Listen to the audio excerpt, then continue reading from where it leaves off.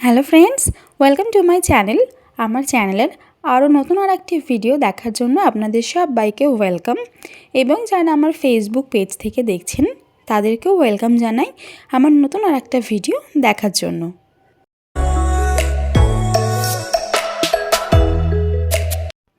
এখন কিন্তু বাজে সকাল 8:30। তো 8:30 থেকে ভিডিওটা শুরু করছি।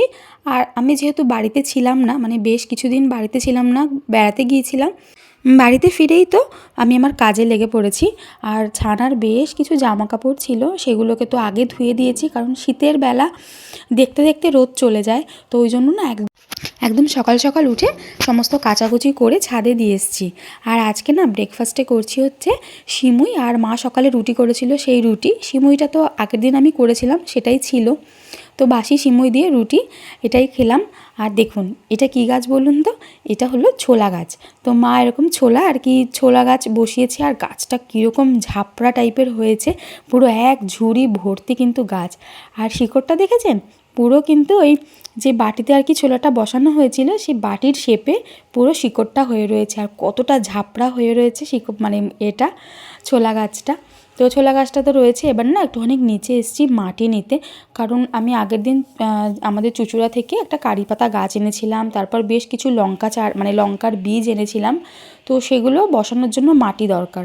আর আমাদের ফ্ল্যাটেরই সামনে আর কি এখানে এরকম বাড়িটা ভাঙা হয়েছে, তো এখানে না অনেক মাটি আছে। কিন্তু গিয়ে দেখছি কি এই মাটিগুলোতে কোনো কাজই হবে না, কারণ সব মাটি আর কি ওই পাথুরে মাটি, ইট মেশানো, তো ওই মাটিতে তো কোনো কাজ হবে না। তাই জন্য আমরা আমাদের বাড়ির আর কি পেছন দিকে গেলাম। দেখেছেন এটা লঙ্কা জবা, কতদিন পর এই ফুলগুলোকে দেখলাম। ছোটোবেলাতে এই ফুলগুলো দিয়ে আমরা মানে পুতুল খেলতাম বা ওই পুজো খেলতাম, তো সেই ফুলগুলোকে কতদিন পরে দেখলাম এই লঙ্কা জবা। তারপর এই পেছন দিক থেকে মা আর কি মাটি খুঁড়ছে, আর কলা পাতা দেখেই তো আমার ইচ্ছে করছিল একটুখানি মানে পাতুরি খাওয়ার জন্য।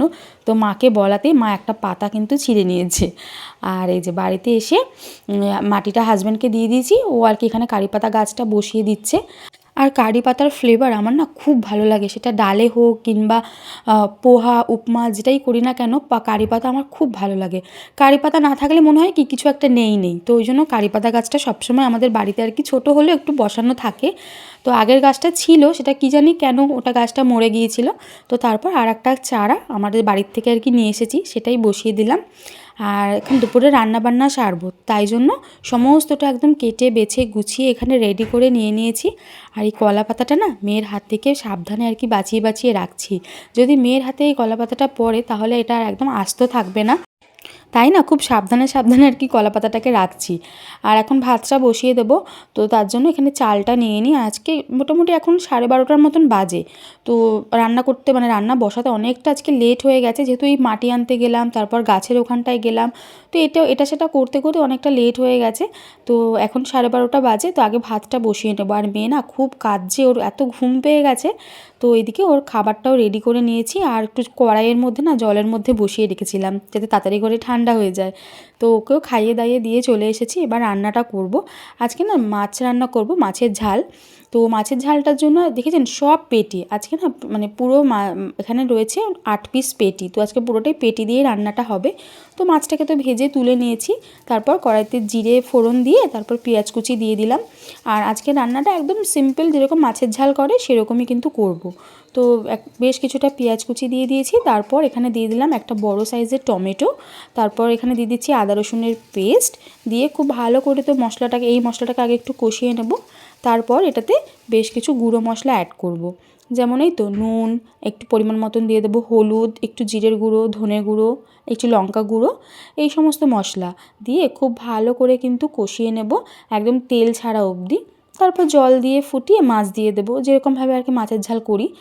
একদম বেসিক, আজকে আর অন্য কোনো মশলা বেটে কিছু দেবো না, একদম নর্মাল মাছের ঝালই রান্না করব। তো দেখেছেন তেলটা খুব সুন্দরভাবে কিন্তু ছেড়ে গেছে মশলা থেকে। এরপর একটু জল দিয়ে কিন্তু মশলাটাকে পুরো কষাতে হবে। তারপর গ্রেভির জন্য পরিমাণ মতন জল দিয়ে দেবো। যেহেতু আমরা 8 জন মেম্বার, তো তাই জন্য একটু বেশি পরিমাণে এখানে আর কি আমি ঝোলের জন্য আর কি জলটা দিয়ে দিচ্ছি। তো খুব ভালো করে এই যে ঝোলটা ফুটে উঠেছে, এরপরে মাছটা দিয়ে আবারও একটু ফুটিয়ে নেব। আর একটু না, যেহেতু একটা বড় সাইজের টমেটো দিয়েছি, তাই জন্য সামান্য একটু পরিমাণে এখানে চিনি দিলাম, দিয়ে দিচ্ছি গরম মশলার গুঁড়ো। ব্যাস, তারপর মাছের ঝোলটাকে তো নাবিয়ে নেব। আর এবার না ওই কলা পাতায় মাছটা রান্না করব, মানে পাতুরিটা করব। তো তার জন্য এখানে আমোদি মাছ নিয়ে নিয়েছি। আমোদি মাছটাকে ধুয়ে পরিষ্কার করা, এর মধ্যে দিয়ে দিচ্ছি শিম, মূলো, আলু আর পেঁয়াজ কুচি, আর একটা না ছোট্ট কাঁচা টমেটো দিয়ে দিয়েছি, সব ছোটো ছোটো করে কাটা। এরপরে এখানে দিয়ে দিচ্ছি আমি নুন, পরিমাণ মতো নুন দিচ্ছি, আর দিয়ে দেবো হলুদ গুঁড়ো। আর আমোদি মাছে না অনেক সময় কিন্তু নুন থাকে দেওয়া, তো একটু মানে মাছটা বুঝে নুনটা দিতে হবে। আর দিয়ে দিচ্ছি ঝালের জন্য লঙ্কা গুঁড়ো, যেহেতু একটু লাল লাল হলে দেখতে ভালো লাগবে, তো তাই জন্য আমি কাঁচা লঙ্কাটা আর দিচ্ছি না, শুকনো লঙ্কার গুঁড়োটাই দিচ্ছি। আর দিয়ে দেবো এখানে জিরের গুঁড়ো, আর দেবো কাঁচা তেল, মানে সর্ষের তেল দেবো। দিয়ে খুব ভালো করে কিন্তু মাছটাকে মাখিয়ে রেখে দেবো মোটামুটি আধ ঘন্টা 40 মিনিট। আর এটা না আজকে আমি জীবনে প্রথম নিজে নিজে রান্না করছি, মানে আমি যখন রান্না করছিলাম পাশে মাও ছিল না যে মাকে কিছু জিজ্ঞাসা করব, তো জানি না তারপর কেমন কি হবে, পরে বলছি। আর এখন দিয়ে দিলাম একটু আদা রসুনের পেস্ট, দিয়ে খুব ভালো করে মাখিয়ে রেখে দিলাম। এরপরে দেখেছেন কলা পাতাটাকে নিয়ে নিয়েছি। এবার কলা পাতাটাকে না এরকম ছোটো ছোটো করে কেটে নেব। আর পাতাটা যেহেতু খুবই ছোট, তো তাই জন্য খুব সাবধানে আর কি কাটছি, যাতে একটু বড় বড় করে পাতাটা আর কি বেরোয় কাটার সময়। কিন্তু যখনই পাতাগুলোকে কাটছিলাম মাঝখান থেকে তো ছিঁড়ে যাচ্ছিলো, ওই জন্য অনেকটা ছোট ছোট হয়ে যাচ্ছিলো। কিন্তু কিছু করার নেই, ছোট পাতা দিয়েই এখন কাজটা চালাতে হবে, কারণ পাতা তো আর আনতে যাওয়া যাবে না। আর এবার চলুন পাতাগুলোকে না ভালো করে কিন্তু একটু ভেজা ন্যাকড়া দিয়ে মুছে নিয়েছি। তারপর এখানে পাতাতে আমি মানে যেই ফ্রাইং প্যানটায় বসাবো সেটার উপরে পাতাগুলো দিয়ে দিলাম। তারপর এখানে একটু সর্ষের তেল মাখিয়ে নিয়েছি পাতাতে। তারপর মাছগুলো দিয়ে খুব সুন্দর করে আর কি চারিদিক থেকে ছড়িয়ে দেব, দিয়ে আর একটা উপর থেকে কলা পাতা দিয়ে এটাকে ঢাকা দিয়ে দেবো। দেখেছেন কী সুন্দর। আর আমি কিন্তু সত্যি এটা প্রথম রান্না করছি, আমার কোনো আইডিয়া নেই। তো আমি যেটুকুনি আমি দেখে শিখেছি তার উপরেই রান্নাটা আর কি পুরোপুরি করা। তো উপর থেকে আর একটু কাঁচা তেল এখানে দিয়ে দিলাম, দিয়ে এবার একটা পাতা দিয়ে কিন্তু এটা ঢাকা দিয়ে দেবো। ঢাকা দিয়ে ওই মানে মিডিয়াম টু হাই ফ্লেমে এটাকে আমি 10 মিনিটের জন্য কিন্তু রান্না করব। আর এবারে মাছটাকে আর কি উল্টাতে হবে, উল্টো দিক সাইডটা রান্না করব। তো তার জন্য একটা থালা নিয়ে নিয়েছি, দেখতেই পাচ্ছেন। আর গ্যাসটাকে না বন্ধ করে নিয়েছি। এত ভয় করছিল আমার এটা উল্টাতে, যেহেতু আমি আগে কখনো করিনি। তো দমন দমন করছিলাম যে কি হবে কি না হবে, মাকে একবার ডাকবো কি না। দেখেছেন অনেকবার, একবার এদিক দেখছি একবার ওদিক দেখছি, তারপরে যাই হোক একদম ঠাকুরের নাম নিয়ে কিন্তু এটাকে উল্টে দিলাম। আর দেখলাম খুব সুন্দরভাবে কিন্তু এটা হয়ে গেছে, মানে একটা দিক খুব সুন্দরভাবে হয়ে গেছে। তো এরপর এই আর একটা যেটা সাইড আছে সেই সাইডটাকে এবার দিয়ে নেব। তো তার জন্য না নিচটা আবারও একটু কলা পাতায় বিছিয়ে দিতে হবে সুন্দর করে। আর একটু না মানে পোড়া পোড়া হলে কলা পাতার ফ্লেভারটা খুব সুন্দরভাবে মাছের সাথে মিশে যায়, তো ওই জন্য একটু পোড়া পোড়া টাইপেরই করব। আর এদিকটা এবার ভালোভাবে দিয়ে দিলাম, দিয়ে কিন্তু ঢাকা দিয়ে দেবো। আর এবার একটু হাই ফ্লেমেই পুরোটাকে রান্না করব, তাহলে খুব সুন্দরভাবে কিন্তু সেই স্মোকি ফ্লেভারটা মানে কলা পাতার ফ্লেভারটা খুব ভালোভাবে আর কি আসবে। তো গ্যাসটাকে অন করে দিই, এরপর হাই ফ্লেমে এদিকটাকেও ভালোভাবে রান্না করে নিই। তো ব্যাস রান্নাবান্না তো সমস্তটা কমপ্লিট, দেখতেই পাচ্ছেন একদম সুন্দর করে সব সাজিয়ে রেখেছি। এরপর রান্নাঘরটাকে পরিষ্কার করে রান্নাঘর থেকে বেরোনোর পালা, স্নান করতে যাব।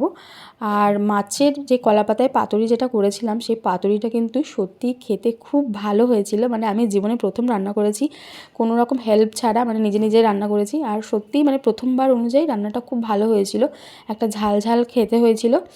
আর এভাবে রান্না করে দেখবেন, যারা মানে নতুন হাত যাদের, তারাও আশা করি খুব ভালো রান্না করতে পারবে। তো এখানে না আমি গ্যাস পরিষ্কার করছি, আর আমার হাজব্যান্ড এসছে, এসে না আমায় কিছু একটা বলছিল। তো ওকে আমি সেটাই মানে ওর সাথে কথাও বলছি, আর এদিকে কিন্তু পুরো রান্নাঘরটাকে পরিষ্কার করে নিচ্ছি, মানে গ্যাস ওভেন, তারপরে হচ্ছে পেছনের যেই ওয়ালটা রয়েছে সেই ওয়ালগুলো। আর ওই যেহেতু এটা নতুন ওভেন, তো তাই জন্য না ওখানে অনেক কিছু লেখা রয়েছে, গ্যাস মানে ওপরটাতে অনেক কিছু লেখা রয়েছে, সেগুলি আমাকে হাজব্যান্ড আর কি পড়ে পড়ে বলে দিচ্ছিল যে খুব সাবধানে আর কি রান্নাবান্না করতে হবে। তো সমস্ত ইনস্ট্রাকশানটাও আমাকে বলে দিচ্ছিল। আর মেয়েও এদিকে উঠে গেছে ঘুম থেকে, ওকেও ভাত খাওয়াবো। আর সে মাছ খেতে এত ভালোবাসে, তো নিজেই মাছ খুঁটে খুঁটে খাচ্ছে।